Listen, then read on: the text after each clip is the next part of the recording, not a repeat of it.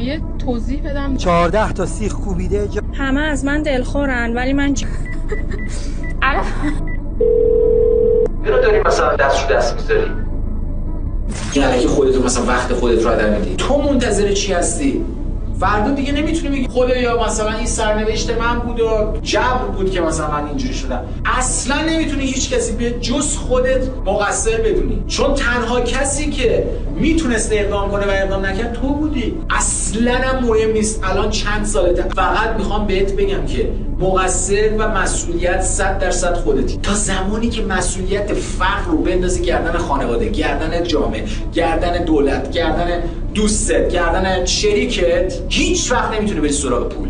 اون نمیره سراغ آدم ترسویی که نه تقصیر فلانی بود، من تو این خانواده به دنیا اومدم، من تو این کشورم، من چون تو روستام نمیشه.